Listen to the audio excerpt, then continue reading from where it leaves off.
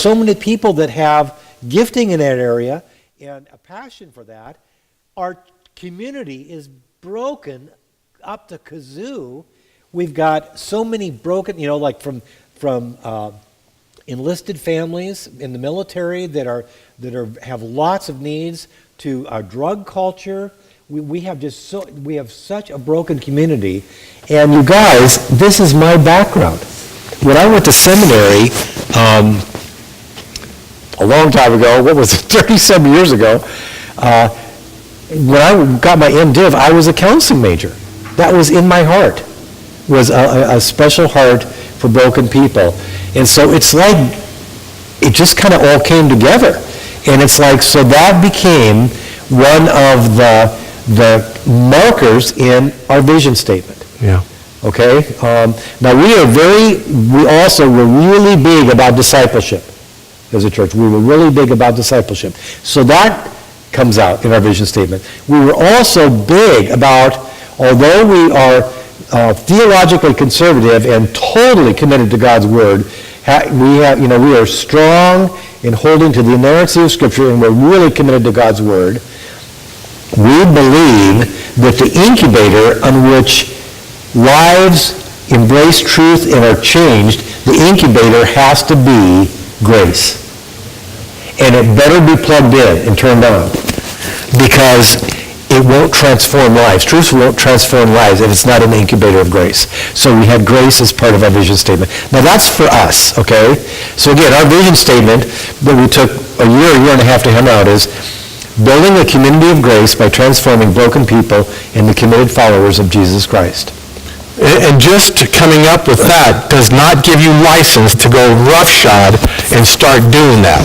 We're changing things, moving things around. So that's a whole other thing, which I'm sure you're going to get to, But the National Church Development did help us, because that DNA that helps you see what, on paper and graphs, what your DNA is. Yeah. And loving relationships is actually one of the 8 one of the factors, and that was skyrocket high. Oh, yeah. So we went back. We didn't want to reinvent the wheel. We went back and looked at what the district people did in helping evaluate our church. We went back. We wanted that information because we don't want to reinvent the wheel. We want, to live out what God had called our church to be.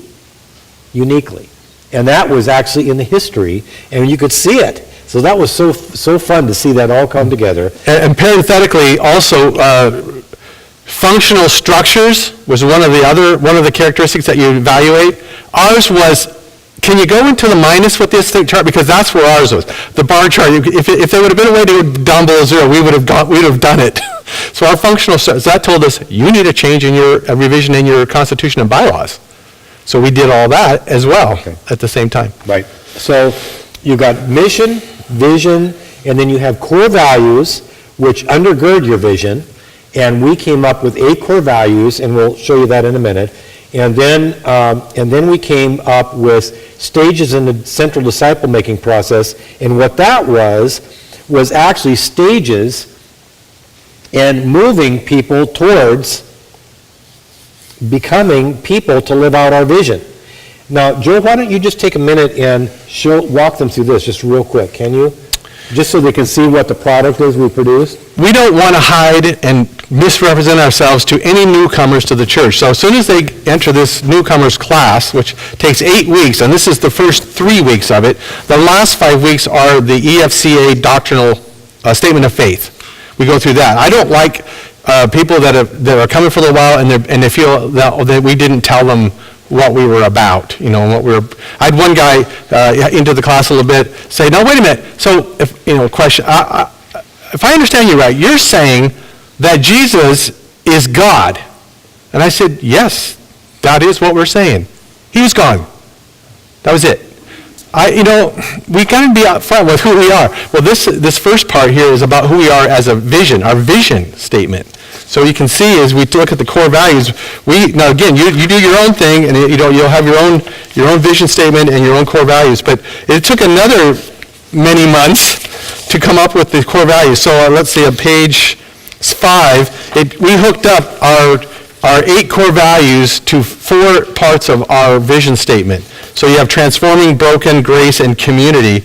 And then you have our, these, of course, are the fill-ins. So I should have given you the ones with has the answers. But, sorry about that. But it's, transformation through prayer, value, dependency on God. Transformation through God's Word, dependency on God through prayer, authenticity in worship, value, compassion for the lost, gracious acceptance of one another, spiritual unity, and close, transparent relationships, and then loving exercise of spiritual gifts. These are not rocket science. These are just your basic Christian life, but it's becomes a framework for also discipleship and bringing people to spiritual maturity and starting them off with. But these were thoughtfully considered and how we wanted to express and live out. You might say the what you call the guardrails on the road of our vision statement. This keeps you on the road of moving towards your vision, is your core values. Okay? How I would put it there, it's how we do the vision. Right. The method. Right. Okay. And very good. And then the stages in the central disciple-making process are the framework factors. Those are actually stages that we move people to in basically bringing them into the life of our church and equipping them to be able to be fellow disciplers and fellow ministers helping fulfill our vision. Okay? So that's what the stages in the central disciple-making process are. So, and he has that right there. And we have 10 of these. And these, again,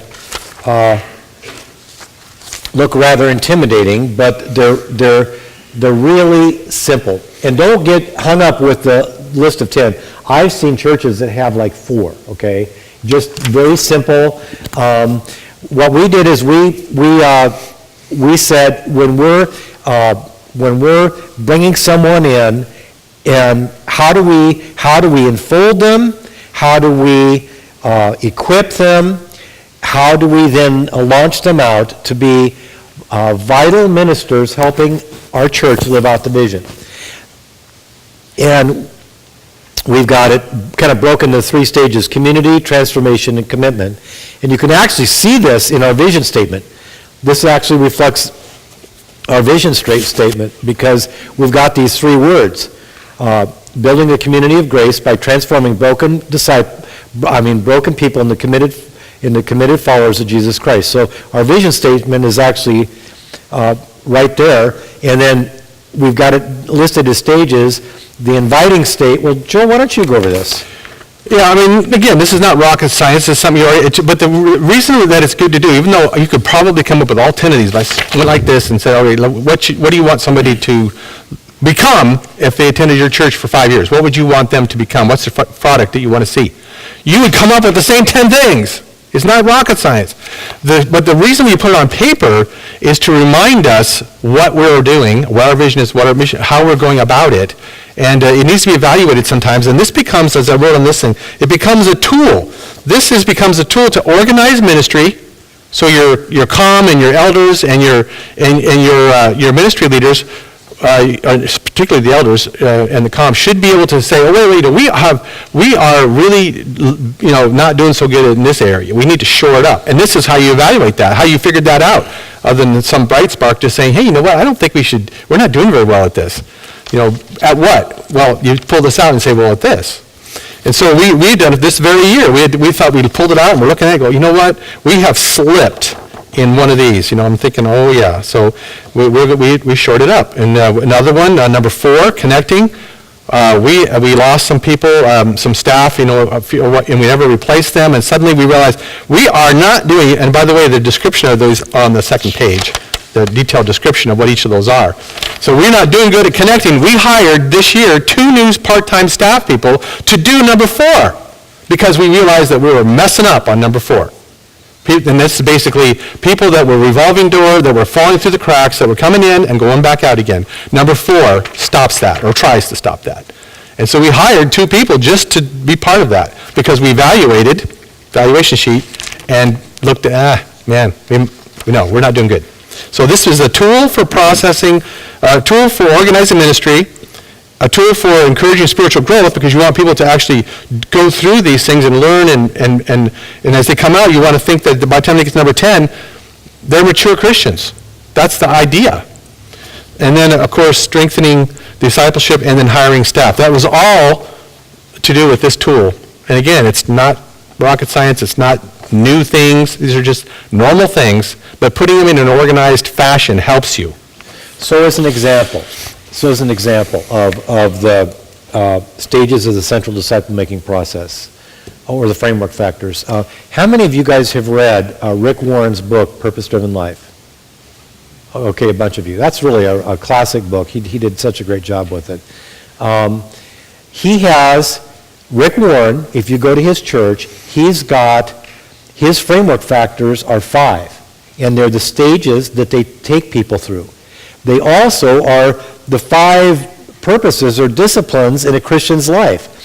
But he did it so it could be taken in like a cluster of grapes, saying, we want to grow someone that's practicing all 5 of these in their life.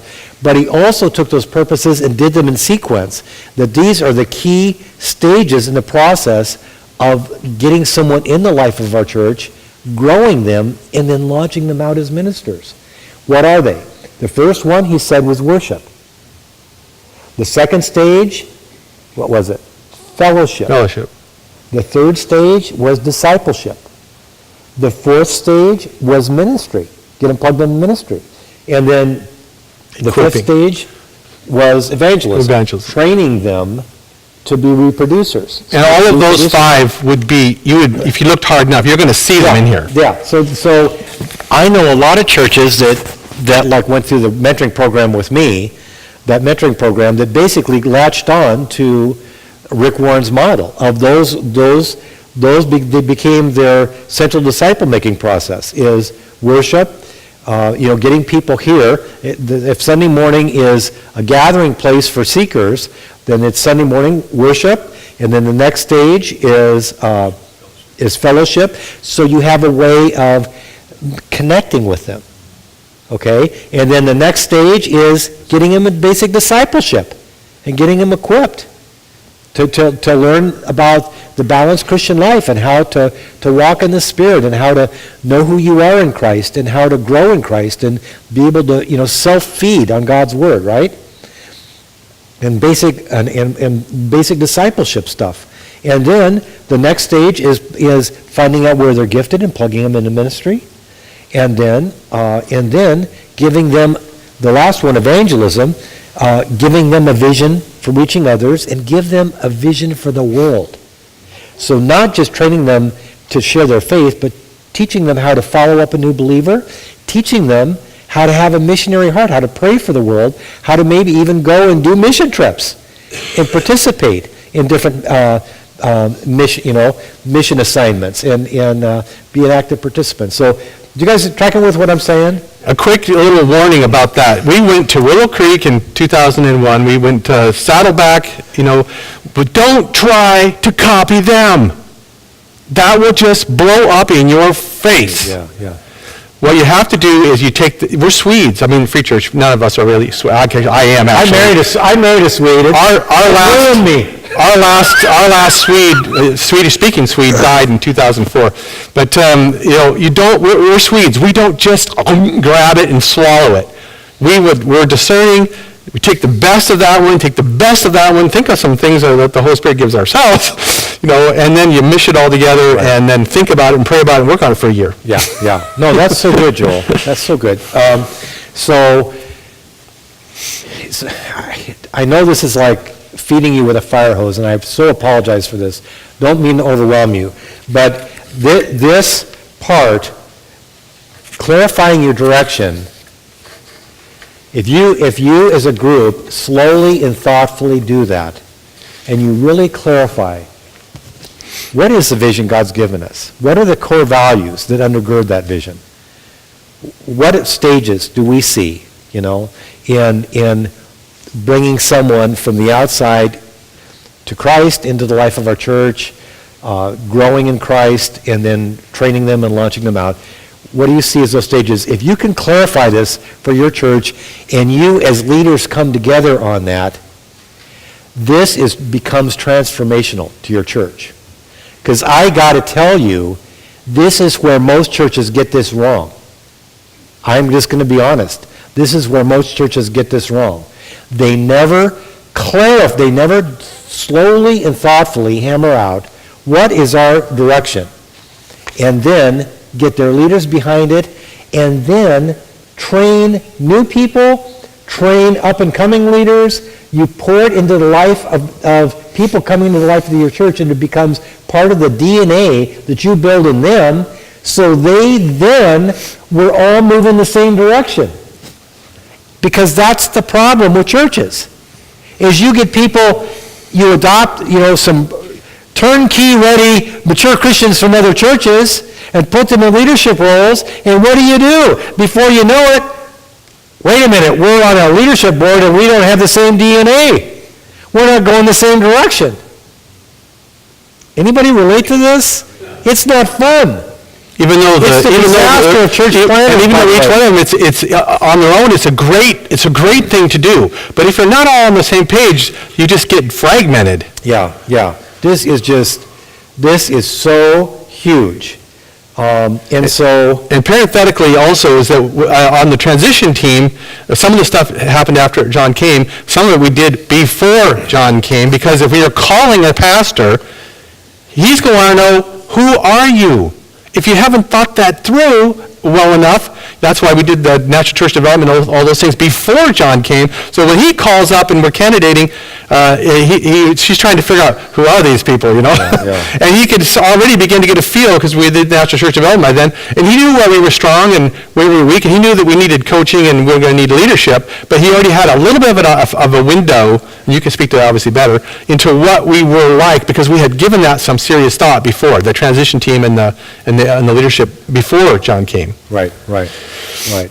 So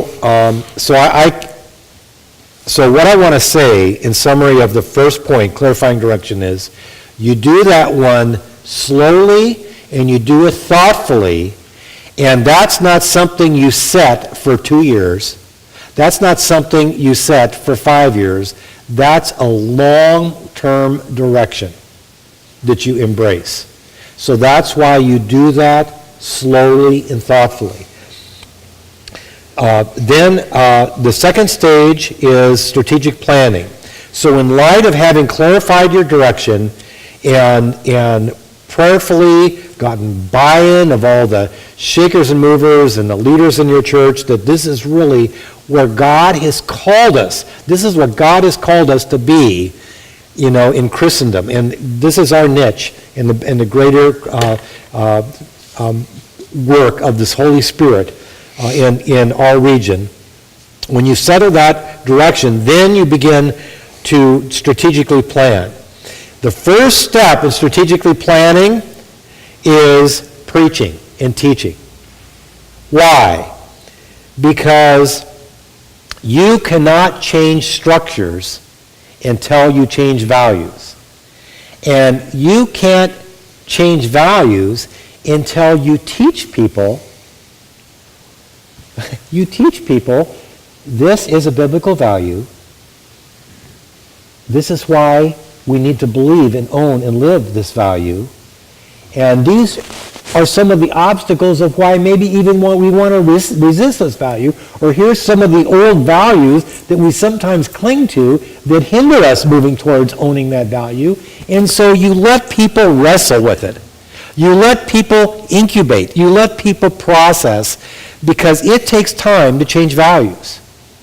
What happens is a leadership board oftentimes will clarify direction, and then they will make plans. They will set actual plans to change ministries, so change organizational structures, change building structures. They'll present this thing to the church and just say, hey, guess what? we've all come together as an elder board, and we figured out a direction, and God just spoke to us, and now we put together a plan, so we're presenting this plan to you for approval. Guess what's missing? You guys don't have the same DNA. You as an elder board hammered through all this period of time a set of values that you finally own together, and a vision and direction. But you haven't given the congregation a time to wrestle that through and to process it and to validate it biblically. That is, it is this is solid. This is what God wants. And this is who we are. You didn't give them a chance to own that. So they're going to fight you tooth and nail on the structure that you want to change. Tooth and nail fighting, where does that take place? Anywhere you like. But congregational membership meetings. How many of you have been in a membership meeting where raised voices were heard? Shouting was, we can't get more than 60 people. We have 450 people to come to Harper. We can't get more than 60 people to come to a membership meeting. Why is that? Because of the history of membership meetings. They know what happens. You worship and love and pray on the morning, and the night you rip each other to shreds. Okay? That's not unique to us. We haven't had a raised voice in 15 years in a membership meeting. We also cut them from quarterly to annual. Having said that, so the DNA that John's talking about, the preaching of the vision and the values, has to be communicated in a non-threatening way. In other words, from the pulpit, not in a membership meeting where we're going to change things. So that happens, and what's going to happen, as Jim Collins says, and Good to Great I believe it is, people are going to get off the bus and on the bus. But when you're preaching a godly, biblical vision, that may be different than somebody else's vision, but it's still biblical and godly, people can't fight a vision, a biblical vision. You can't fight it. You can't go, so I object, Harry Sherman, point of order.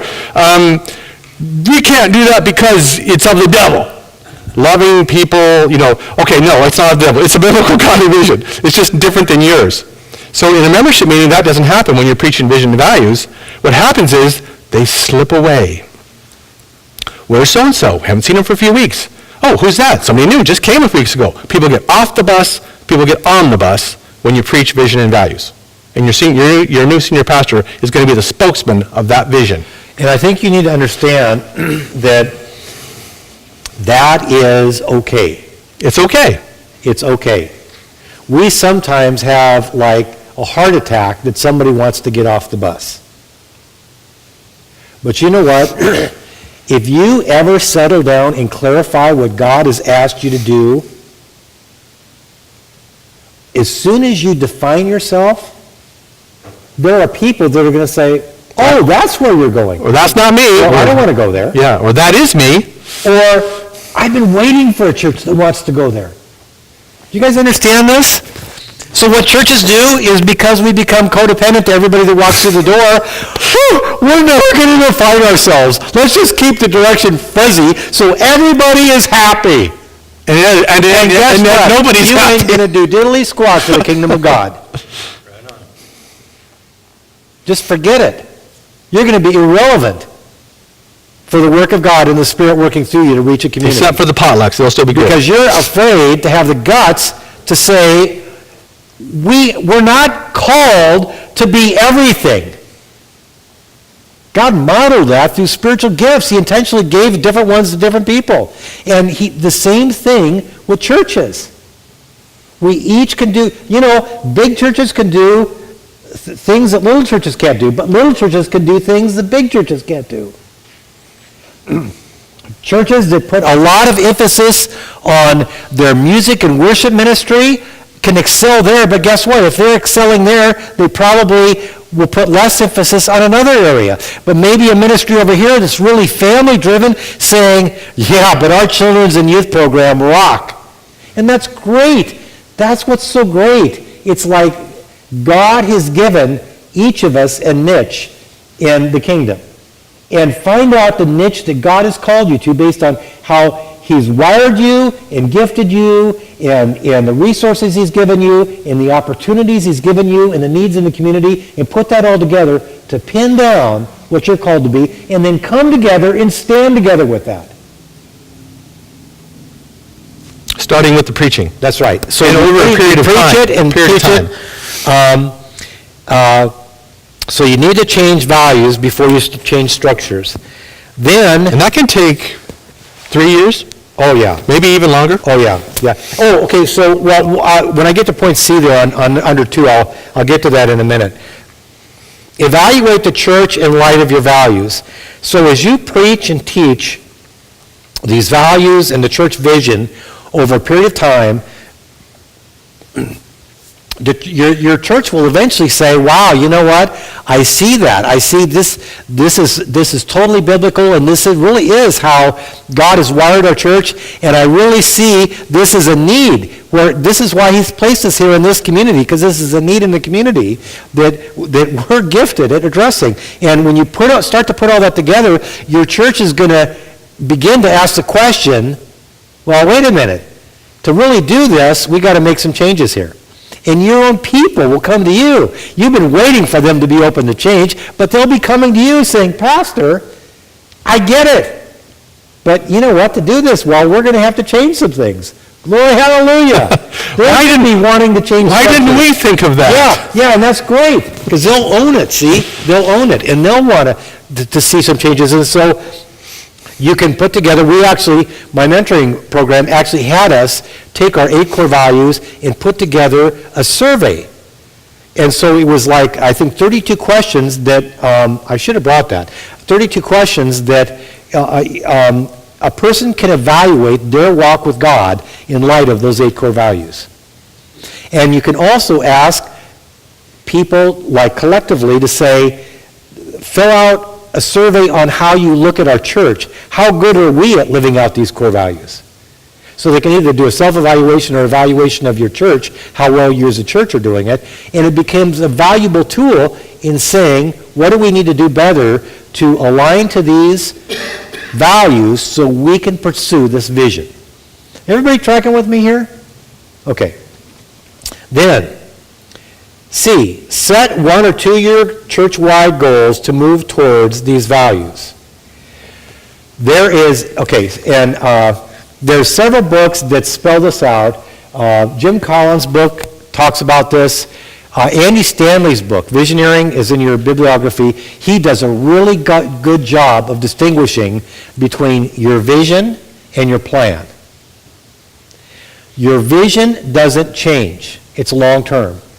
Your plan should change every 1, 2, or 3 years. You update your plan. When you bring people into leadership, you give them total permission to mess with the plan.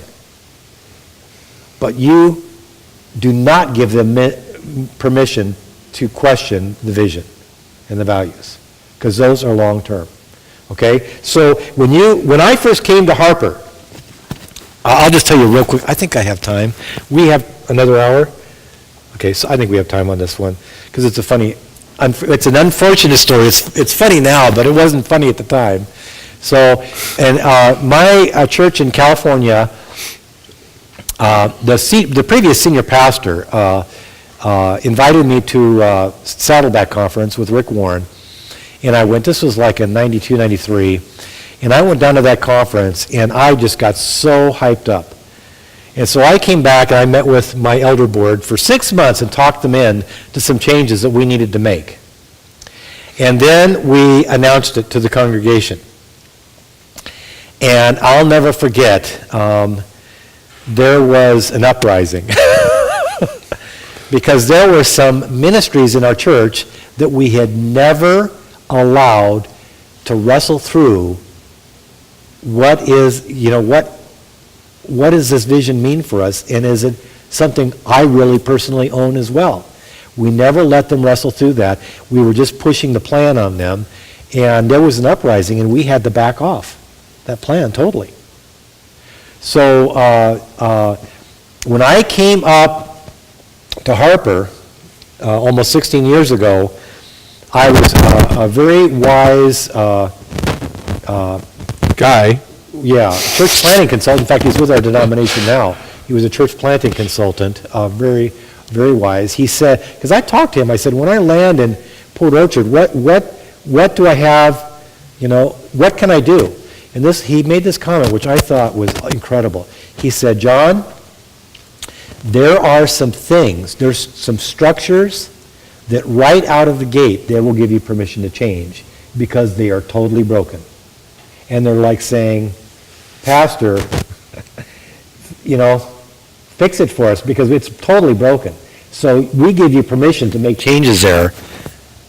And so those are the first things you introduce change with. Okay? Change, by the way, is an art form. I don't know if any of you guys know this, but there are very scientific books on how to be a change agent and how to introduce change to a group of people. And it is an art form. It's a science. There's a process you go through in introducing change. You don't just jump in and say, oh, guess what? We're going to go this direction now. That does not work. And I think our country is kind of traumatized right now because of that topic. Great ideas, but the art of change, it's an art and a science. So when I first came to the church, I had some permission already to introduce some structural changes, which I did. One of them was small groups. They were totally broken. I jumped right in and just started to superimpose a model that I had experience with, that was effective, that was consistent with kind of what I saw as a healthy direction for the church in that area, and I began to introduce that. There are other changes that I was not given permission to make and needed to have a lot of time before we even touched them. And so, like two of them was... This is being recorded. Okay. We have to be careful how we word this. One ministry, which shall remain nameless, that you have as well, every church has, was dysfunctional, but it was manned. It wasn't that it was vacant. There were guys in it. I guess that gives away what it was. People. There were people in it, and we realized that it was dysfunctional, it was totally opposite of our vision, and it was not ever going to be the DNA that we wanted. So did we try to kill it? No. Don't kill things. Let them die. Just let them die. They will, if they're already dysfunctional. If you just take away all support and wait. Well, unless they're really harmful. That's different. Yeah, well, yeah. Because that's something... And they weren't harmful, but they were just going a whole different direction. They were ineffective. And they would have nothing to hear about any other direction. So we said, okay, no, we're good. No.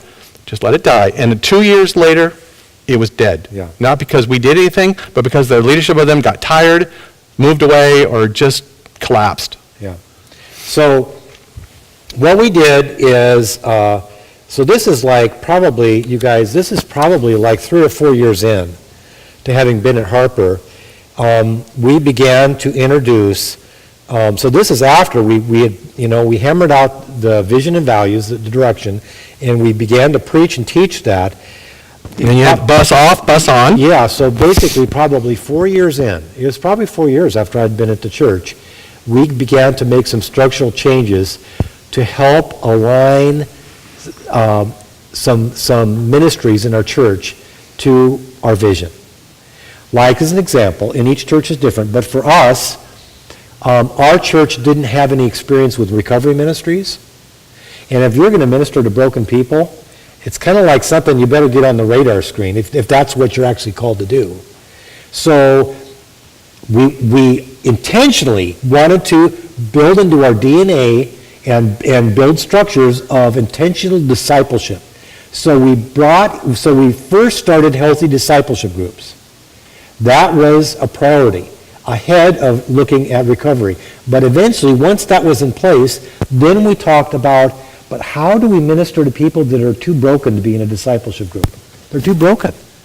It's like you got to give them, you got to help some glue to come together. There needs to be some healing and Band-Aids and medicine. Where do we, when people are so broken that it's like they need some intensive care before they're healthy enough to enter a normal discipleship group. So we waited 4 years to introduce recovery ministries. We intentionally did that because by that time, guess what? The vast majority of our church was saying, Oh, yeah, we've been waiting for this, because if we're gonna live out this vision of ministering to broken people, we gotta have some place for them to start. You guys understand what I'm saying here? But if I would have introduced that year one, it probably would have blown up the church. But how did we introduce that? Through vision and preaching. And you remember what we did? We did a series, or John did a series on MASH. You remember the old MASH program? So we were dressed up in nurses and doctor outfits, and this whole series was MASH. We had a MASH vehicle that we somehow got into the church, and a motorcycle. Yeah, we had like a camo Jeep. We had a... No, I mean, we made it fun. It actually looked like a mass unit. We made it look like a mass unit, and then preached on it for weeks. Yeah. That we were, so basically what it was, hospital. It was a way of, a fun way to communicate our vision of saying, we're like a MASH hospital on the front lines of the battle. And that was recovery. Yeah, and we're Introducing recovery. rescuing broken people, you know. Didn't start the program then. Yeah. We started the preaching then. And then later, they were ready for the program. Yeah. Everybody tracking with that? Okay, so I'm going to say it one more time before I move on to the next step. Set 1 to 2 year church-wide goals to move towards these values. You give leaders permission to critique plans, but not the vision and values. Does everybody understand that? Everybody track with that? Give them permission to mess with your plans. Your plans are short-term goals in moving towards your vision. You give them you welcome leaders giving input on how to do that better. You don't give them permission to question the vision or the core values. That's set. That's why you take a long time to set those, because those don't change. Those are long-term. You might every 10 to 15 years want to tweak those or shape those, but those aren't something that you're quick to change. The reason is it takes a number of years for a church to be able to pursue a vision effectively. So if you change the vision every 3 or 4 or 5 years, you're never gonna get momentum going in living out that vision. Everybody tracking with that? Okay, so let me tell you what typically happens on a church board.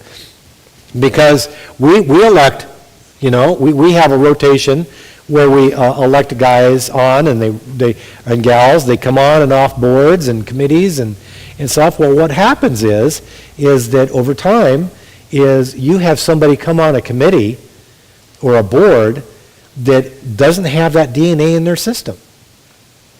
And what ends up happening is they want to reinvent the wheel. They want to say, oh, no, I'm on this committee now, but I want to go back to the beginning. Let's re-clarify what the mission of the church is in the vision and the core values and what are the framework factors. And they want to revisit that whole thing and start over and reinvent it for the church. And you've already spent years hammering that out and getting ownership and buy-in, and they want to redo that. So guess what? You never get around to working the vision. You never get around to laying out concrete plans and moving ahead, because they want to reinvent the direction. And so when you have people rotating on and off boards, you got to start over with them. That's not okay. That is not okay. Example, the ministry that we told you a few minutes ago that was dysfunctional, we waited to die. It did die. But we didn't have anybody that we felt, and this is moving into the next set of points, right, but we didn't have anybody that we felt was the right person to lead that ministry, to be the top of that ministry. And really, we weren't quite there yet. So rather than put the wrong person in, it's better to have nothing.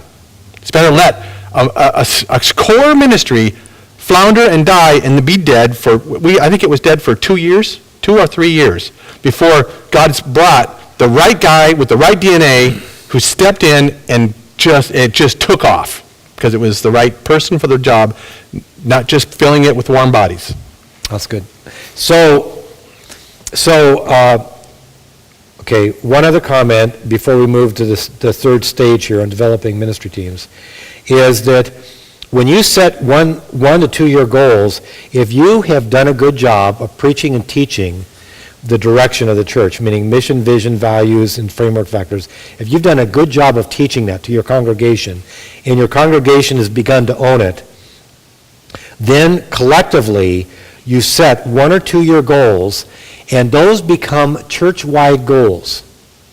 Have any of you guys, I bet you have any of you guys been in churches that decided to support a very special missionary family, and you had not only it announced in church, so you took a love offering, but you had the Sunday school classes, the kids bring in change and collect money for that missionary, so everybody got to participate in contributing money towards that missionary? Anybody have that experience? You guys know what I'm talking about?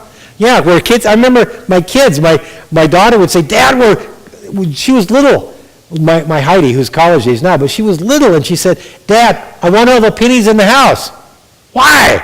Because we're collecting pennies for this missionary family. And that's what my Sunday school class is doing. You see, what had happened to that goal of helping support that missionary family? It had hit every age level in every ministry in our church. The women's ministry, the men's ministry, the Sunday school ministry, the youth ministry, the adult Sunday school classes, the weekly small groups, everybody was leaning towards that goal. You guys tracking with that? That is called alignment, and that is a church-wide buy-in of that goal. So once you get the long-term direction settled and your congregation wrestles with it and owns it, then you set 1 or 2 year goals in moving a little bit closer to living out that vision. And you set that. And then with that goal, that becomes church-wide, meaning you have everybody own that and help with that. Everybody has a way of being able to lean into that 2 year goal, so it becomes church-wide, and you own it. And that's moving towards living out that vision. And then you reset those, you set new goals every 1 or 2 years. We better keep going. Okay, so now let's go to developing ministry teams. Point A under 3 is actually related to the previous 2 points, because one of the key ways that you help a church build ownership for the direction of the church is that you offer a leadership training track. I, for 10 years now, have taught a 9-month leadership course. My wife has taught it with me, and sometimes I had an administrative assistant teach it with me. So this year I have your wife teaching it with me, because it's big enough to where we need to have a breakout of a guys and a gals groups. So we have gals part of it too. But it's a 9-month leadership course, and in that course, we basically have two goals. One is to bond relationally. I want them to know me in my heart, and I want to know them in their heart. We want to bond. And by the way, these are hand-picked. This is not a sign up for. We hand-pick them and ask them, would you please come to this? Yeah, the elders pick who's invited to this. Potential leaders. Yeah, potential leaders. And up-and-coming leaders. And anyway, so the 2 goals are bonding and then alignment. Alignment to our vision. We spend 9 months hammering on this. And you can tell, people have to have been through the membership process. They need to have been involved in ministry before they are invited to this leadership course. But when they go through that 9-month leadership course, it's like we get down and dirty with taking the vision and looking at our own personal lives. So we're living the vision ourselves personally in our own journey, as well as giving them tools on how to help others live that vision. That's the 9-month leadership course, and let me tell you, it becomes obvious. Some of them are on there. Yeah, so I'll just read off to you guys. On this bibliography, the books that I take them through in the 9-month leadership course, again, these are just ideas. Guys, you're going to have your own ideas on this stuff, but these are the books that I have taken them through. The first one is Ordering Your Private World by Gordon MacDonald. That's towards the bottom of the page. The second book I take them through is Emotionally Healthy Spirituality by Peter Scazzaro. That's a mind fryer for some of them. Yeah, that people that don't have a heart to minister to broken people, that seals the deal for them. And transparency. They don't survive that book. Authenticity, transparency, dependency, those are in our core values. A lot of guys are macho, tough, don't show, don't feel, or if they do, they're not telling anybody. And so this book challenges, it's hard for some of them. Yeah. Visioneering is the third book we go through by Andy Stanley, and that actually is, it's kind of a working leadership commentary on the book of Nehemiah. It is, in my opinion, the best leadership book by far Andy Stanley's written. It's probably one of the best leadership books out there in the last 20 years. It is a great book. And it's basically leadership principles gleaned from the book of Nehemiah. And we go, so that we really learn about leadership processes. And then the last book we go through is, where is it? Doing Church as a Team by Wayne Cordero. And that basically is talking about how to develop and organize a team to go after ministry, and then how to organize that ministry with that team, meaning division of labor and how to go after goals as a team. And so that's Doing Church as a Team. So those are the 4 books we go over in that 9-month leadership course. But I can't tell you how much that has produced a spirit of unity in our church. How God has used that is that 9-month leadership course, because every elder we have in our church, every deacon we have in our church, the heads of different ministries in our church, do you know what they've been through? My 9-month leadership course. In fact, we probably have about 130, 140 people over the last 10 years that have been through that leadership course. The shakers and the movers in our church have been through that. And so now, guess what? Is there debate? Do we fight battles over vision or core values? Do we fight battles over that? No. That's in everybody. That's all settled. Now, and on all the committees, you know what we welcome them to do? Hammer on our plans. Evaluate and critique our plans. Help us move towards that vision better. Give us input on how to have better plans. We welcome that. That's what we end up debating in board meetings, is how to develop a plan to work our vision better. But the vision and the core values are not up to debate. Do you understand that? And that's welcome. That's welcome. It's no longer a threat.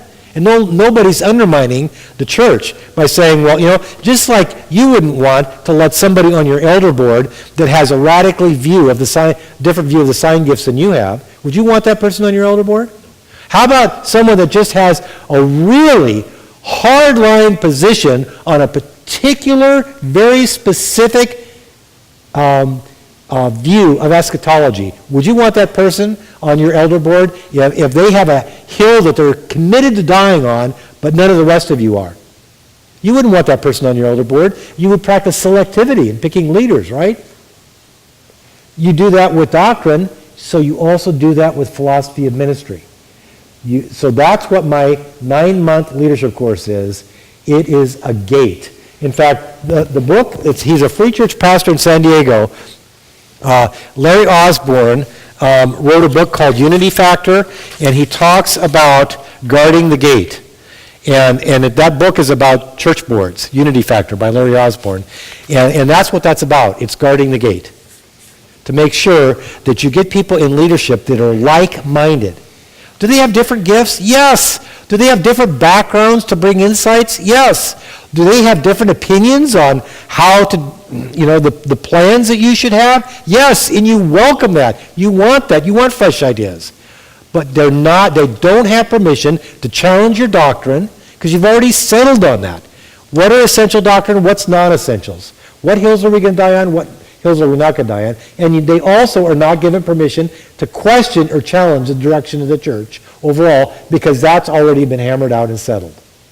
And you build that DNA in them through a leadership course before they're even considered for a key leadership role. Okay?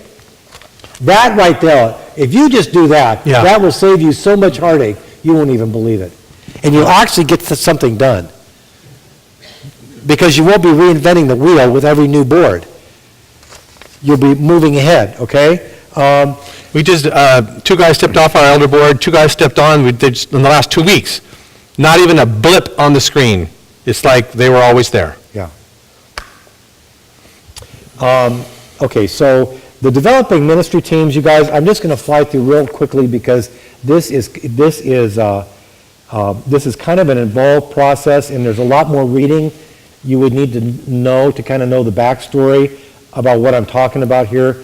But I'm just going to go over it real briefly. So developing leadership teams, ministry teams, is you provide that leadership training track. Then what you do is, and I actually, in the 9-month course, right at the end of it, when I'm taking them through Wayne Cadero's book, I actually teach them about ministry quadrants. And ministry quadrants are basically where you train people on taking the ministry and dividing it, chopping it into 4 quadrants. So let's say we take youth ministry. We take youth ministry and then we list out all the different tasks in jobs, the specific things that need to be done in a youth ministry. We list that whole list out. And then what we do is we try to group that list into areas that are similar in task. You know, and so we group those into 4 areas, and then we create a quadrant. So each corner of the quadrant is going to have one of those groupings of tasks. And then guess what you do? That becomes a job description that you're going to want to fill. So let's say if I'm a youth pastor and I'm putting together a quadrant, guess what? One of my quadrants probably is on finance and admin.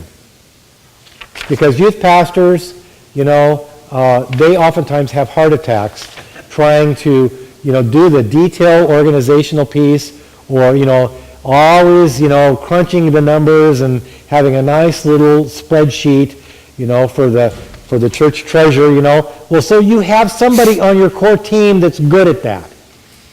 And you have that area, admin and finance. Another piece, probably for a youth pastor,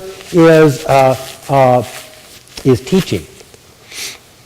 And so you have a key player there that coordinates the teachers under the youth ministry, and he shepherds them. And then you have another key player, let's say you end up dividing an area, and it's shepherding and caregiving. And so that's the guy that trains sponsors in how to walk alongside teenagers, how to help them with their struggles, to counsel them, and provide support. And then maybe the 4th quadrant is Social stuff. Yeah, social stuff. A big event planner, someone that is really good at organizing big events. So that's your go-to person for mapping out your trips, like your mission trips and your retreats and everything like that. You guys kind of get a picture of what I'm describing here? Okay, that's spelled out in Wayne Cadero's book, Doing Church as a Team, by the way, the quadrants. So that's what I'm talking about under point 3 there, is Point A of that is the absolute most important. Oh, yeah. You have people with the right DNA. Let's see, point C is you divide, well, the quadrants obviously are 4 people, but you need a leader, so it's actually a team of 5. You've got the leader, and then you've got 4 people under them. You can vary that 4 to 6 people, but that's kind of the rough concept. Point D, core quadrants must have people who can manage others. Okay, here's another huge boo-boo. And this is, again, when your church gets a little bigger, this is a lesson to learn. This was drilled into me through my mentoring training because I had to think differently, is if you have somebody that is like I'm organizing a youth ministry. Okay, so I'm a youth pastor, and I've got a decent, let's say I've got 50 kids. of 50 or 60 kids, well, it's a big enough group where I can't do that hands-on. But I put together a team under me, and let's say the person that I have under the shepherding piece, that oversees shepherding for youth ministry, I don't pick a person that is just a lover, that is good at loving on kids. I pick someone that has that in them, but also knows how to reproduce that in other sponsors. So here is a huge, this just changes it, is that when you look to your core team to run a ministry, the first level of people that you pick are people that have some management skills. You don't pick people that just can do it hands-on themselves, because the ministry will never grow. You'll never be able to handle anybody beyond what those 4 people can handle. But if that first core team have some management skills, then each one of those people can create their own quadrant under them. And then they can train those people to create their own quadrants. And all of a sudden, you can then grow the ministry. You guys tracking with what I'm saying? You know what? This is a hard thing for churches to hear. But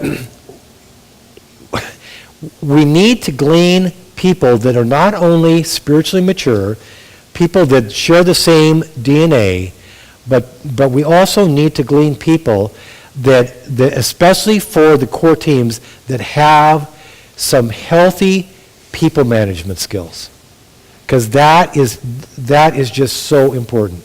I have a ton of people in our church that I love to death, that I've got a friendship with, that they're great people, but they are killer worker bees.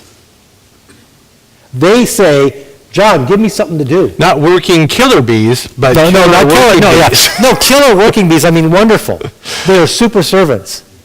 But I know that if I give them a task, they won't recruit others. They won't think about that task beyond, well, I'm going to go do that myself. Do you guys understand that? And those are wonderful people, but that's down the food chain a little bit. That's not your core leadership. Because if they don't know how to manage others, if they don't know how to delegate and then manage those people, don't put them on your core team. That's a disaster. Is everybody tracking it here? It's not rocket science. It's not, read, I'm preaching through Exodus. Go read Exodus 18. Jethro's conversation with his son-in-law. This is biblical stuff, you guys. Go read Acts chapter 6. This is biblical. It's so important. Yeah, and so keep moving. Okay, yeah, my buddy here, this is the administrator in our church, so he's like, I'm the windy one. He just says, come on, John, keep moving, keep moving. Okay, so let's see. Don't fill quadrants unless you have qualified, aligned people. You guys know what alignment means? Okay, so Andy Stanley in his book talks about that word alignment, and also Jim Collins in his book. So those 2 authors, Andy Stanley, Simple Church talks about it too, and also Larry Osborne talks, he may not use that word alignment, but he's describing it when he talks about church boards. So alignment what alignment is this. He's using the illustration of like aligning the front end of your car, So it's like the tires track together. Because what happens when your tires aren't aligned? What ends up happening? You're going to have to either buy new tires, or guess what? You're going to force your car to sit and ride in a way it wasn't designed to, and you're going to have premature breakdowns of bearings, pull rods, you know what I'm saying, shocks, struts. Prematurely, things are going to go out that weren't designed to go out that quick because you don't have the car aligned to track correctly. Do you guys understand what I'm saying? Yeah, it's going to be a bumpy ride. So alignment just simply means you get somebody on the team that already agrees They already agree.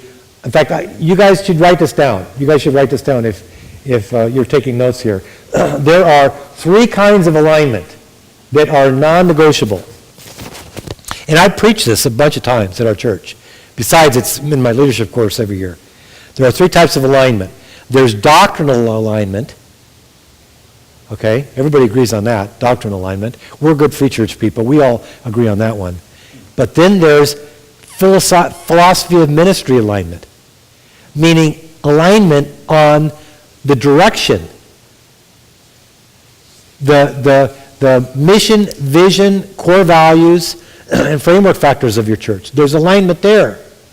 And then here's the third one, relational alignment. Relational alignment. What's that piece?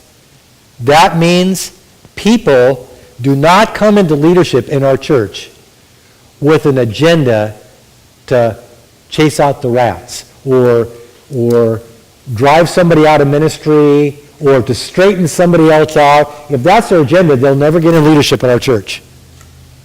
They'll never get in leadership.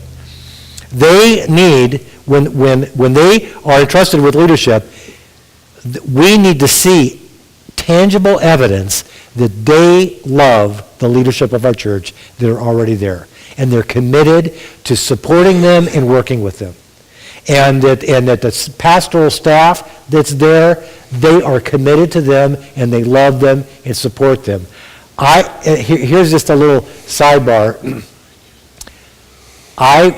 In my leadership course, I tell them, you'll never be in leadership unless I sense that you love and respect and value every one of my elders and everybody on the deacon board, and especially my staff.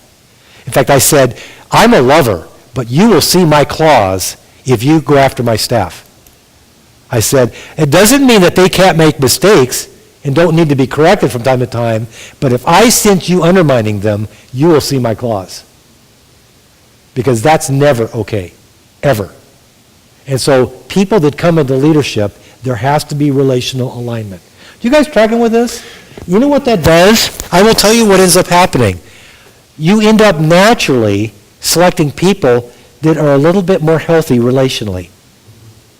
And more mature, too. Yeah, so that book, there's a book in your bibliography called Emotionally Healthy Spirituality. You know what Peter Scazzero says? In the first chapter of that book, he says something that is so obvious, a grade school Christian could tell you that's true.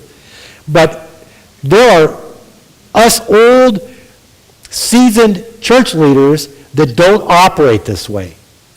You know what we do? We separate spiritual maturity and emotional and relational maturity. And we can get, forgive me, but we can get somebody in leadership because you don't know, they've been a deacon or elder in multiple churches in their past, and they've been through years of Bible training, they know Scripture backwards and forwards, and they have won countless people to Christ, and they've got these ministry gifts, and we've just seen wisdom in them and say, we got to put them in leadership.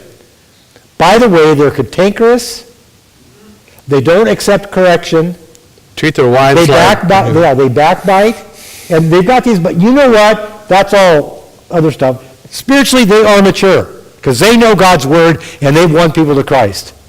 And I go, bunk. What is the primary evidence that we are filled with the Holy Spirit? The fruit of the Spirit. Have you guys read that lately? Have you read that lately?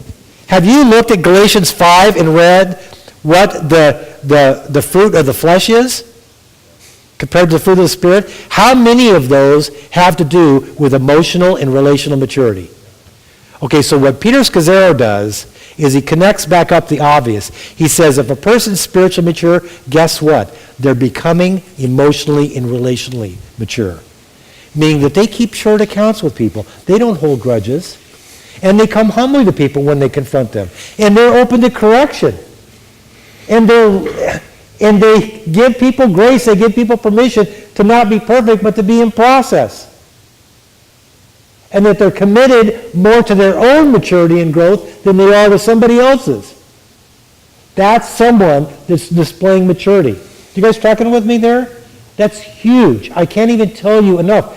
We spend a lot of time on that book in that 9-month leadership course. Like I said, people that think that they can be spiritually mature, but they think they can be a sanctified hellraiser on a church board, they won't survive my leadership course. They're gone.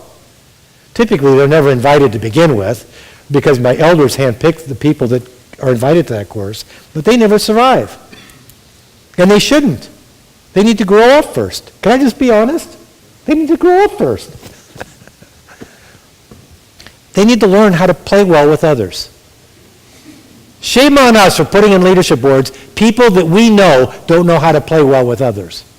But they've been an elder in a previous church. Who cares? I'll tell you who cares. God does. And he says, don't put them in leadership. Because they're not reflecting Jesus Christ in how they treat others and how they work with others. There's not enough humility there. There's not enough grace there. That takes us back to the membership meeting that you've all been in.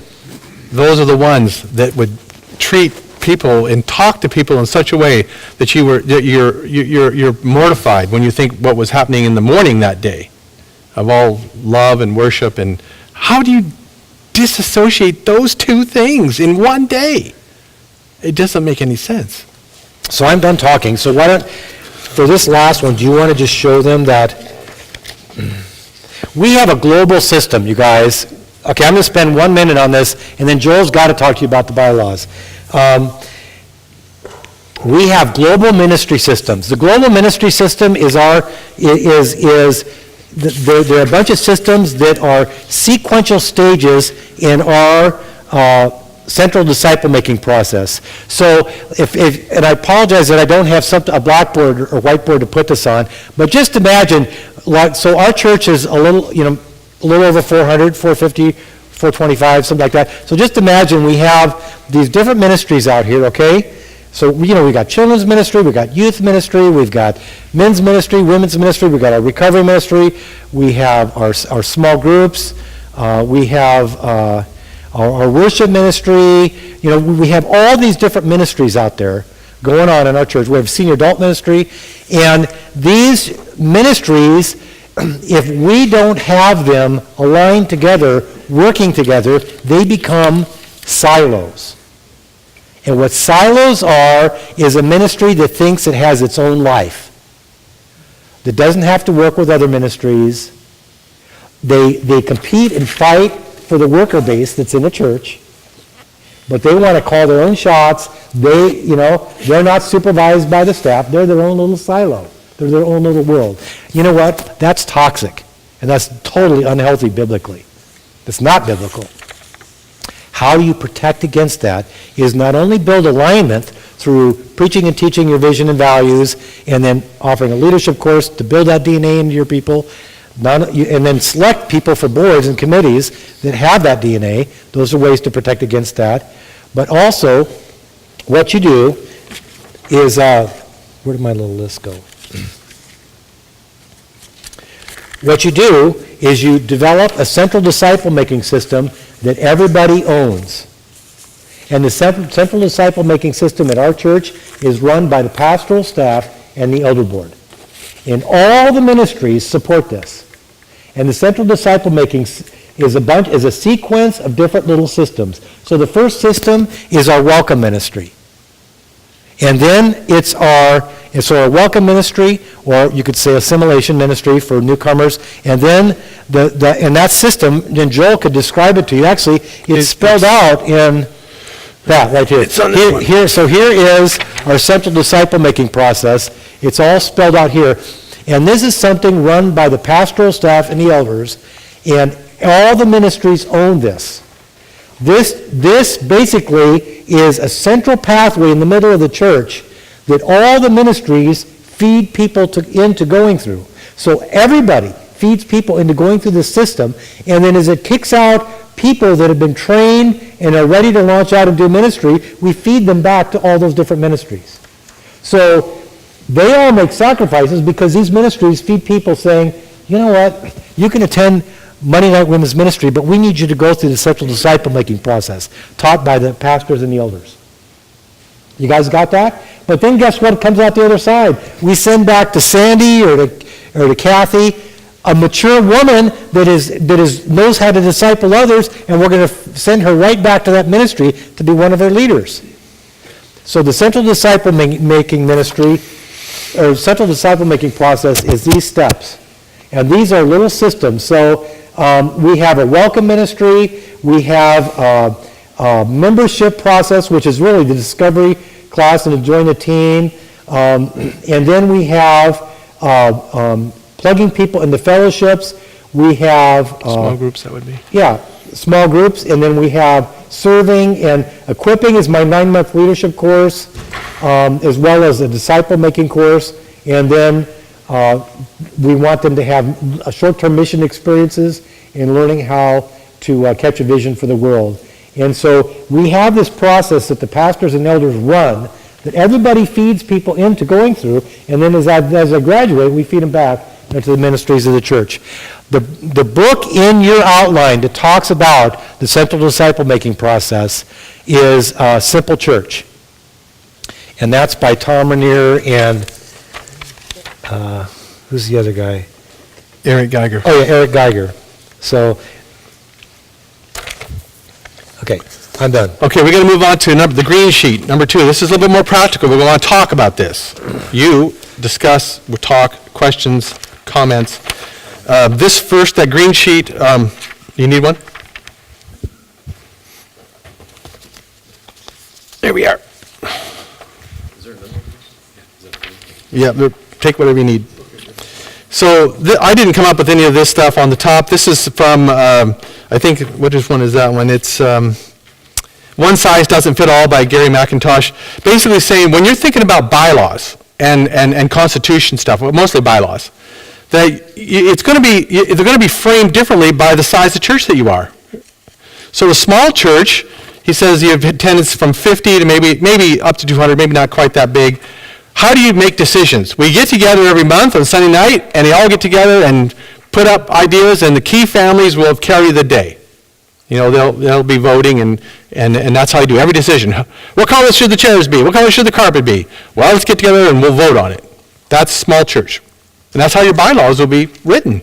We get together for a town meeting and vote on it. Now, you get a bigger, though, and you guys are probably in here, 200 to 400, then your bylaws are probably written for committees. The congregation we're still congregational. You have to be congregational to be a free church. You have no choice. If you're not, they'll kick you out. And that's fine, and people have done that. But also people come in. So anyway, but the idea is that your congregation, your membership delegates authority to your committees, your COM, and your elder board. And by the way, our Constitution, which I gave to you, we're only going to look at one page of the Constitution. I gave it to you because it's a resource, but our Constitution and bylaws and yours right now are third cousins. They all started with the same document. And you can see now when you look at them, they are different, certainly. That's this one here.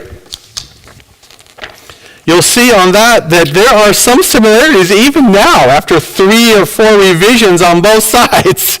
You'll still see a few little similarities, like our deacon board is your COM, I think, and you'll see that, and how they function. But you'll see it's committees. It's all about committees. Decisions, big decisions, of course, are always done by the membership, and that still is true. It has to be true if you want to be a free church. But many decisions are done by committees.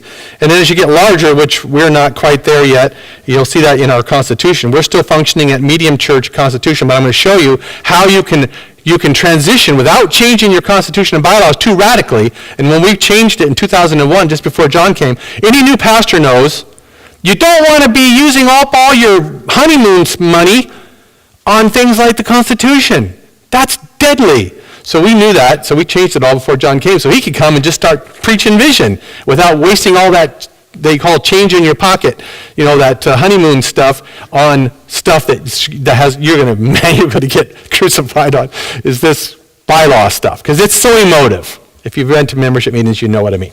So we stayed with the medium church structure in our bylaws, but we start functioning with multiple staff. We have 3 pastors and several, we have about 11 or 12 on staff. So we're functioning, trying to begin to function at the 401 plus level, but we're still working with the bylaws that's built for the medium church. And there's a little sleight of hand that you can do if that's what if you're thinking that far ahead with multiple staff, because you need to become staff-led church. Even if you're congregational, you become staff-led as you get much bigger. And maybe you don't even need to be thinking about that right now. But I'll mention it parenthetically how you can do that in the bylaws that's built for medium-sized churches, which ours is and yours is. So let's look at some of these questions. Are these any of the questions you have? I didn't read through your bylaws in detail. Do you have a church chairman? Yes. Okay, eliminate the church chairman position. That's not my idea. And I love our church chairman that we had. When we had the district helping us, I'm not saying I say that like I know what I'm talking about. We did that. You don't have to do that. But we had the Free Church District, and we also had Bill Hamill at the time, president of the Free Church, came to the district, and we asked him, we were in the throes of this, what should we do? We want to change it. He says, okay, look, this is the bottom line sort of nutshell thing. Eliminate the church chairman position and don't have a council.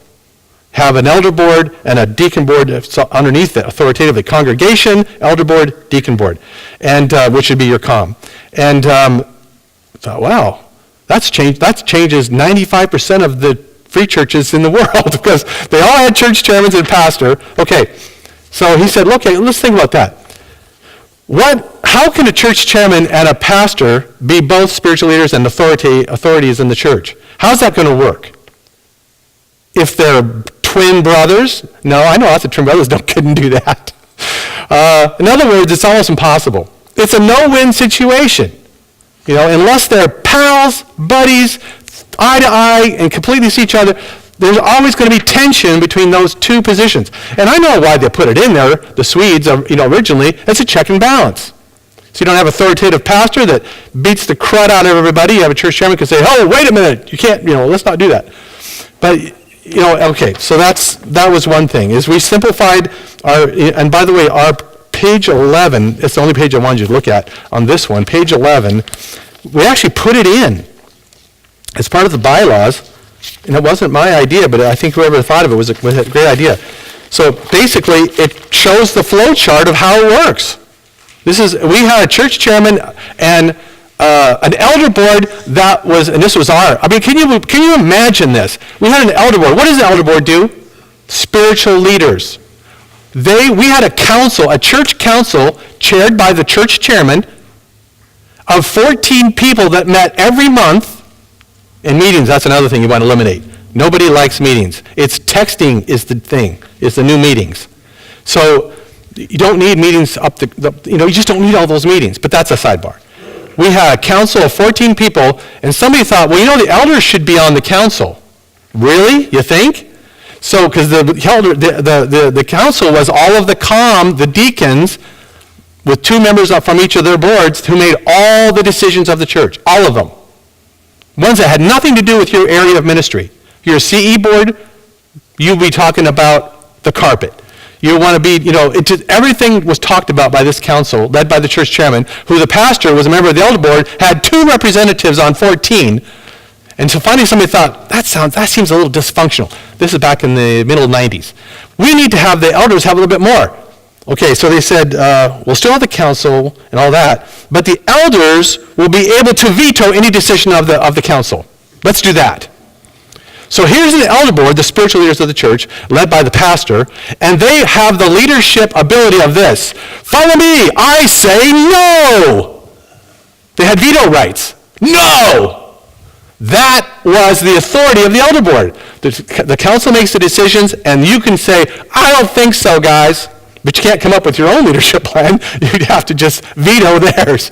How good can that ever go? It's like, this is nuts. And we're going to call a pastor to inherit that? You're crazy. So we had a transition team. We also had a bylaw and constitution revision team. And we did all of that before John came. So he didn't have to deal with any of that. And I hope that's what you guys do. I don't know how good your constitutional bylaws are. I didn't read them all. But whatever you're going to do it before he gets here. Because otherwise people are going to hate him or love him based on what, bylaws? Come on. Okay, so this is our structure now, and this is a EFC approved. Okay, yes. Troublemaker. No, sorry. That's the guy behind you, sorry. Yeah, maybe this is where the congregational meeting starts. Yeah, please.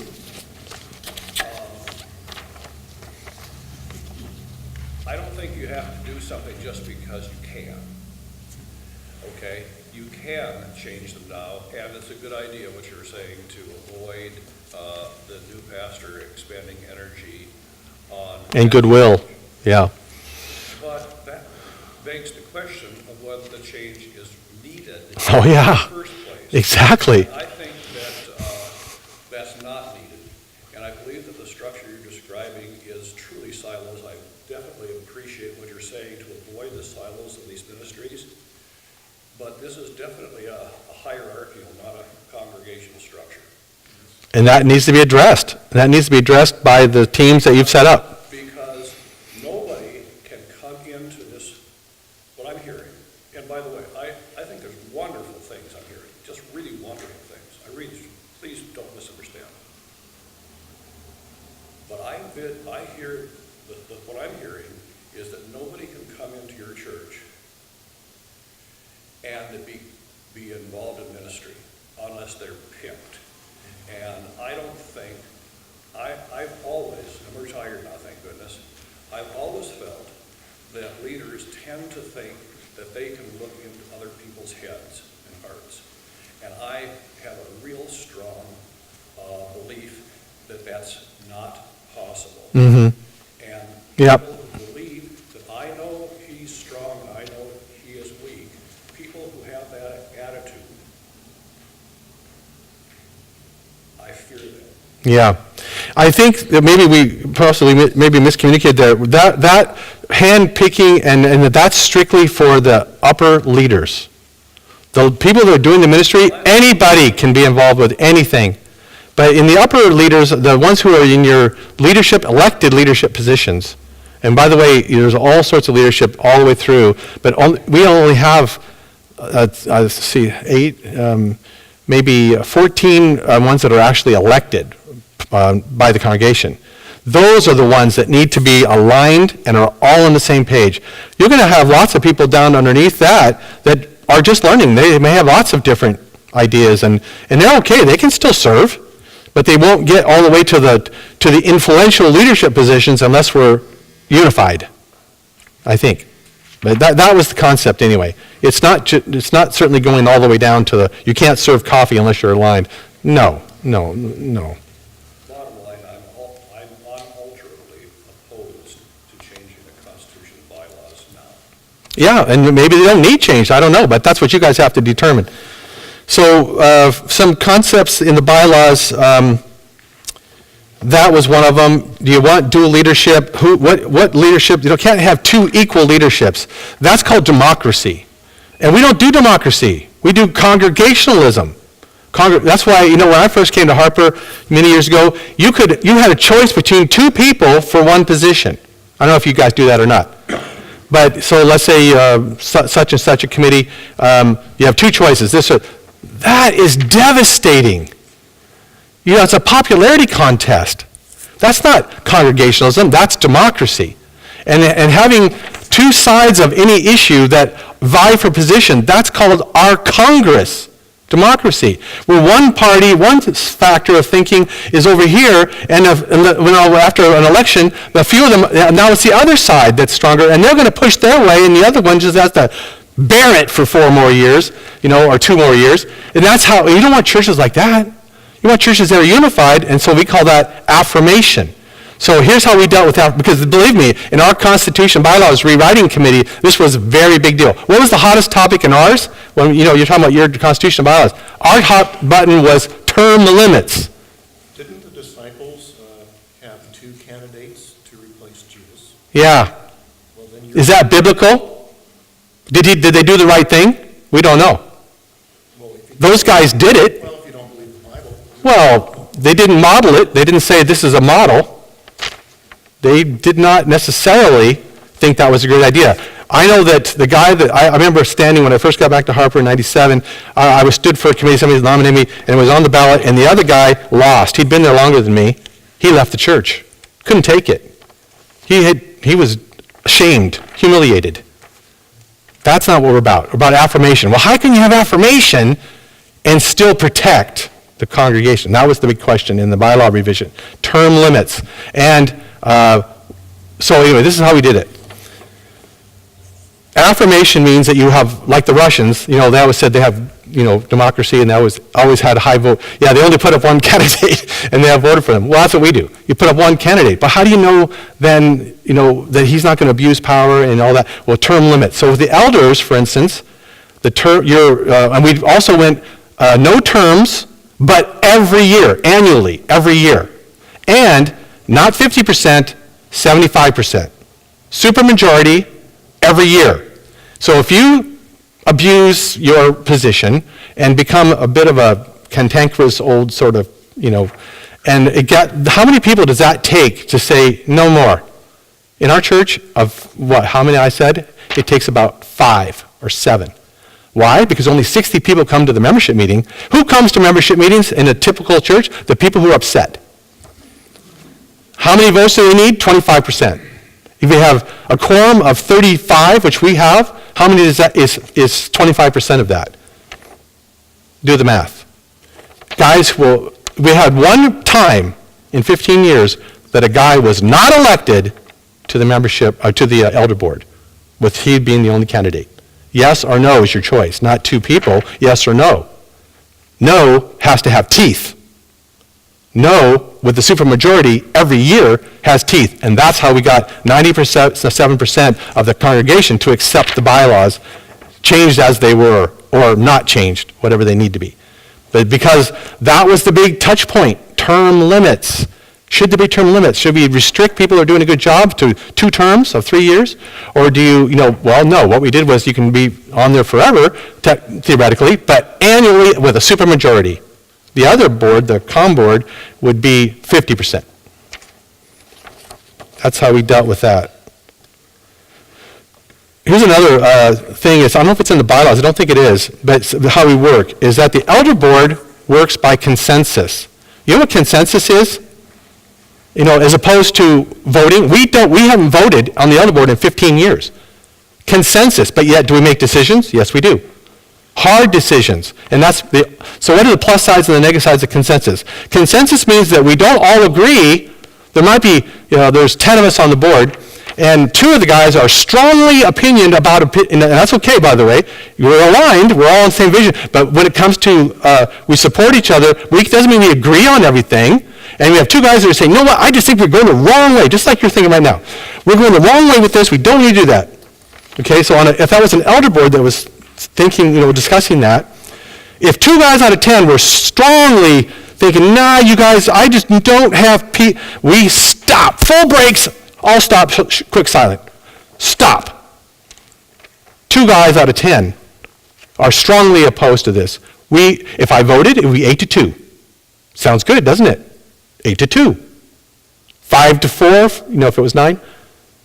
No, we would never, ever think of doing this decision where there was 4 and 5. Never. Because you don't vote, but you kind of know what people are thinking. They should be able to tell you. You're on the board together, and you love each other, and you're working together. So 2 guys, we stop, and that came up. And this is the negative side of consensus, and it's okay. You can live with it. We had I'll tell you what the issue was, but I'm not going to go into it because it's too emotive. We were trying to come up with a policy recently about sex offenders coming to church. You want to talk about emotive policy? Talk about that one. But it wasn't talked about in a town meeting like this. It was talked about on the elder board. So we're talking about it. Should sex offenders be allowed to come to church?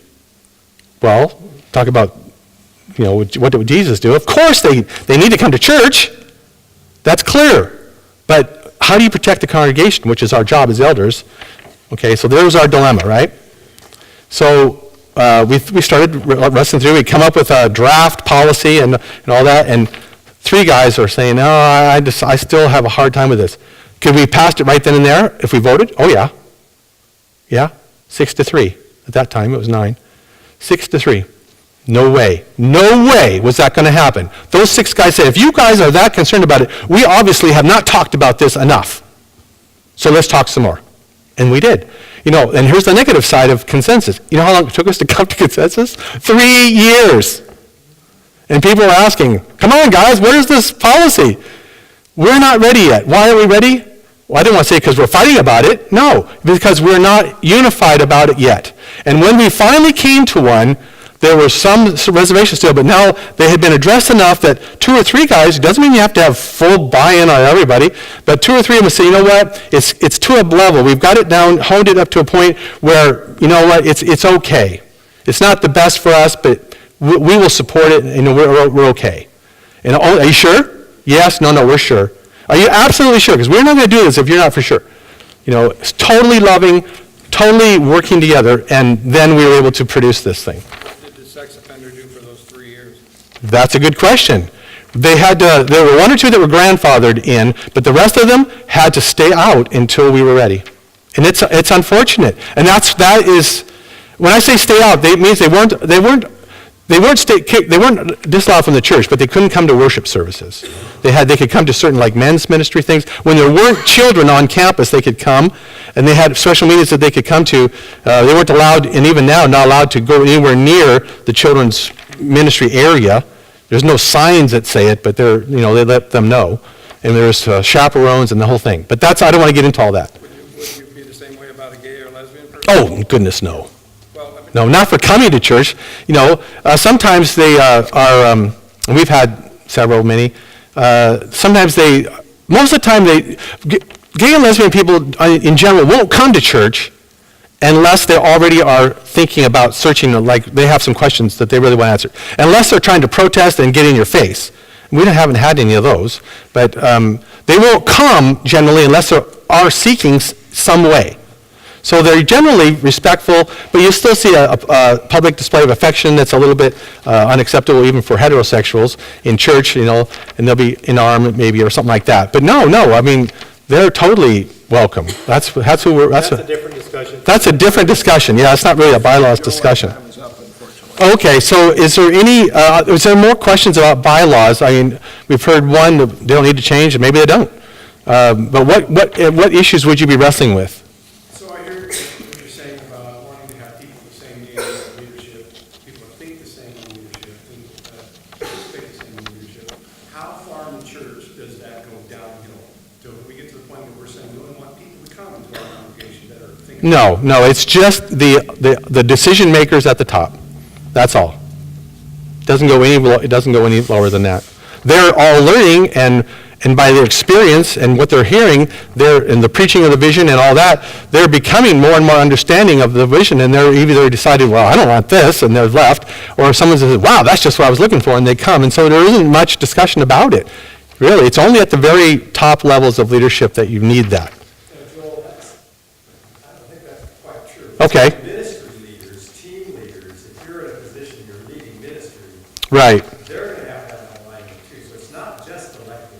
Well, you're right. It wouldn't be just the elected ones, but it would be pretty close to the ministry team leaders were right there, just right underneath that. That's true.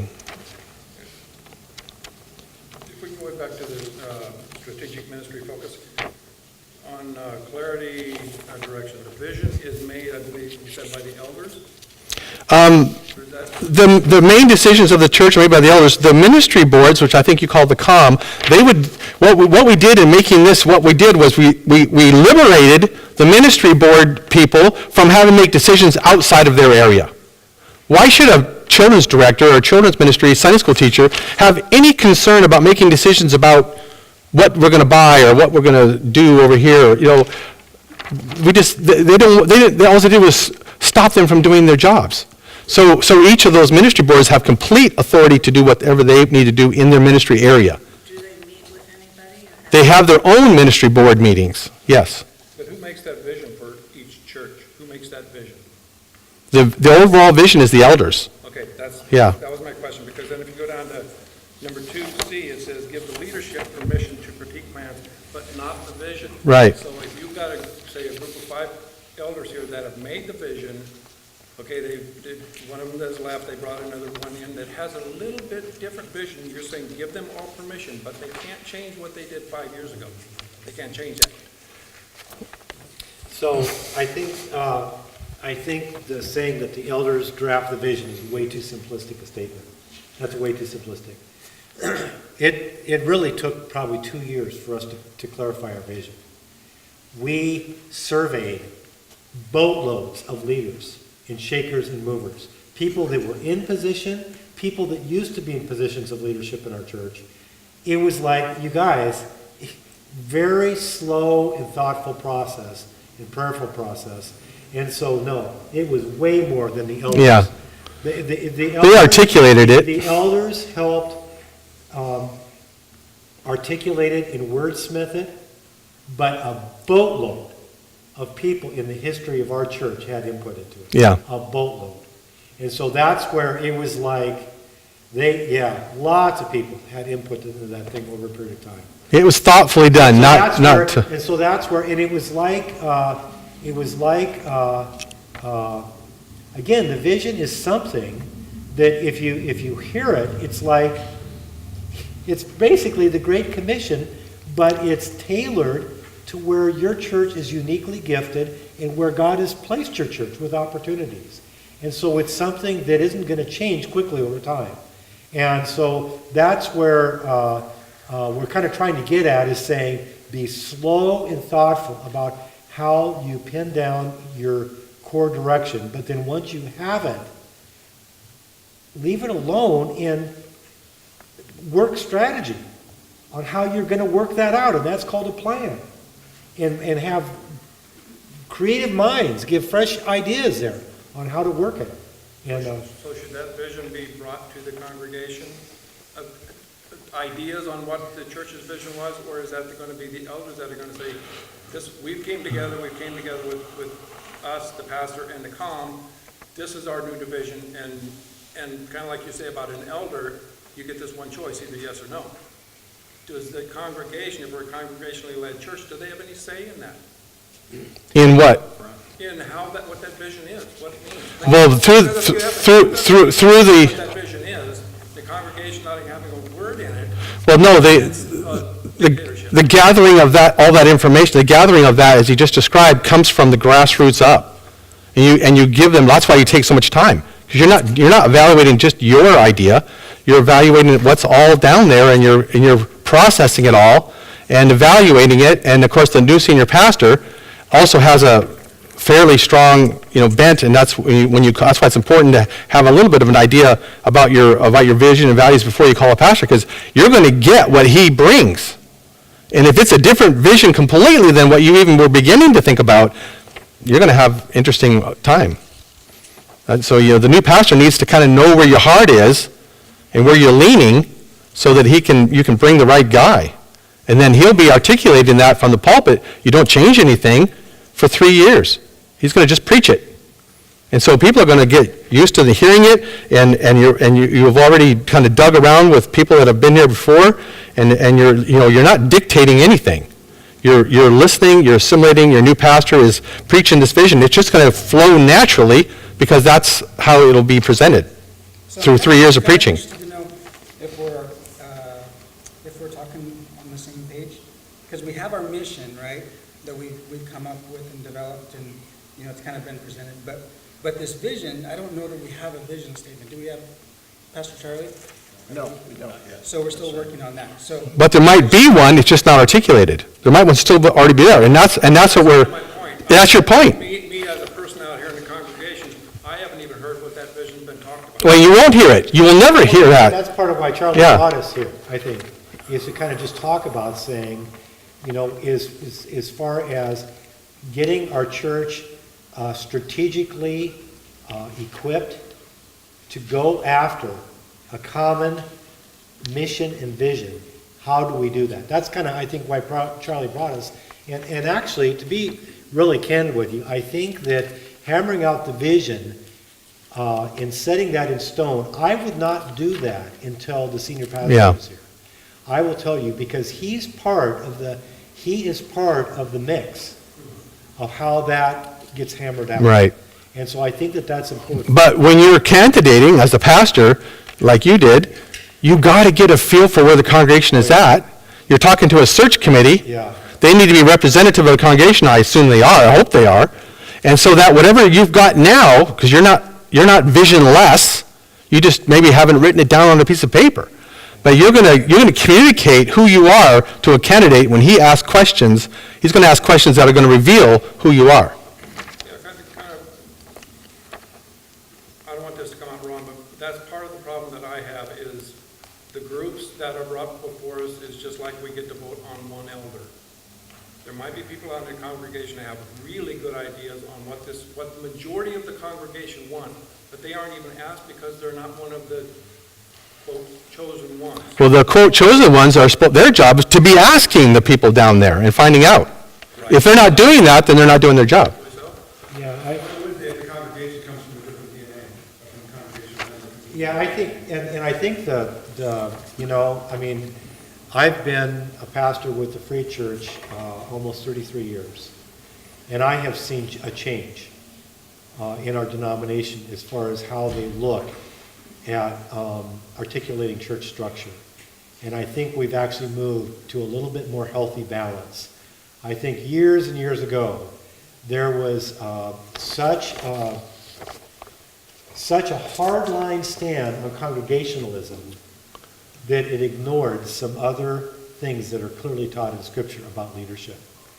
And I think we've moved a little bit more towards a healthy balance. I think theologically, there would be a hugely powerful case to argue that there are three spheres that God wants us to keep in balance based upon the New Testament. And that is pastoral leadership, an elder board, and a congregation. And that those, all three, work together and help hold each other accountable. And I think recognizing the authority that God has given to each of those. And that's a healthy church family, really. And so I'm first among equals in my elder board, but let me tell you, I throw out a vision, because I'm a visionary. I throw out a vision to them that is either the wrong timing or it doesn't fit our church. And those guys, believe me, are not shy to speak up and say, that's not a great idea. And you know what? I love them. They're my brothers. But they're not shy about that, you know? And they keep their ear to the ground because they want to hear how the Spirit of God is speaking to different sectors in our congregation.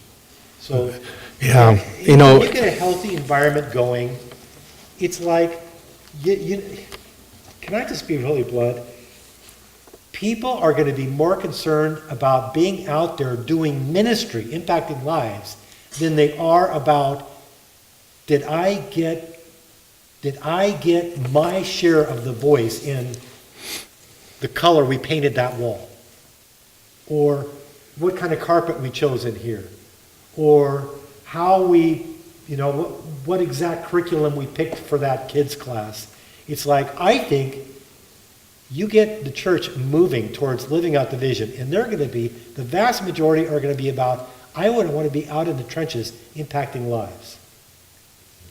It's like, let the people that are managing those different ministries make the day-to-day decisions, free them up, and then get your people, instead of like on committees making decisions, get them freed up to get out there and change lives. I really do. I think that is such a more healthy focus. And that's what our church is about. And I understand some of the concerns from over here that the leadership boards have to be humble, full of humility, self-deprecating. They cannot be dictatorial in any way, or the whole thing collapses. Yeah. And you can't vote on that so easy. I mean, you vote by, I say that was the big sticking point in our bylaw change. And so how do you make sure that the guys aren't going to, the concerns you have? By making it harder for them to be that, and making it easier for them not to be that. And it's accountability thing. It's pretty easy to get 50%, but try getting 75, especially when you've ticked a few people off. You won't get it. Well, I have to stop. Yeah, Taking okay. this along. Yeah. But really appreciate your coming. Let's give a pause. We- This all has to come out the way you are. You know, you're not going to copy anything we're doing. So there is another book we didn't list, and I can't remember the exact title of it. It's Tim Addington's book on, about the sandbox. Yeah. What's the name of that? Leading from the Sandbox. Yes. Yeah, by Tim Addington. He actually, it's that whole idea about alignment and settling on the direction. He talks about the walls, 4 walls of a sandbox, and it's basically describing what we've talked to you about the overall direction. Is once you set that thoughtfully, slowly, carefully, Collaboratively. you guys, little old ladies at Harper Church, when I got there were little old ladies in the church that were bending our ear, giving us input in what this church was known for over the years and generations. That went into the mix. I guarantee it.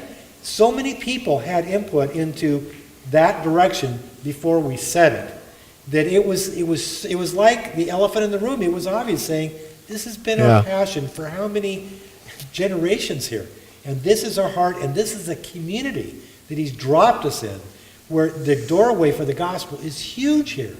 It became so obvious that it was just really articulating it. It was articulating putting it, on yeah. paper. And then everybody like going, that was it, that's it, that's it, that's what we've been sensing forever. And so I didn't come railroaded in as a pastor, the elders didn't railroad it. It's like, but once it was set, then we could move a direction. Then we could move a direction. And you can start to make impact when you move a direction. Jim Collins, in his book, Good to Great, talks about the flywheel principle. And he says, ministry is like a flywheel, or like a business is like a flywheel, where it's slow to get rolling. But once you set the direction correctly, and you get everybody behind that, slowly, once that thing starts turning, guess what happens? It starts picking up speed. And you get momentum, and then you can have impact. Go read his chapter on the flywheel principle. This is what we're talking about, is instead of reinventing the wheel continually, let's settle on our direction, rally around it, set goals, and then get our people out there doing ministry, touching lives. That's really what it's all about. Okay. Yeah. Real quick, I've asked the elders, the transition team, COM, and the Constitution Revision team to meet. Let's get back in here at 11. We're just going to meet for 1 hour. We'll be done at noon. We want to give some feedback. We've learned a few things today, and we're in the middle of this whole process. And if any of the rest of you want to be part of that discussion, feel free to do that. But this is primarily for the leadership. You're welcome, though, if you're here and not part of those leadership teams, to sit in here and take part of that discussion. So let's take a 10-minute break, get back in here at 11, we'll be done at noon. Thanks.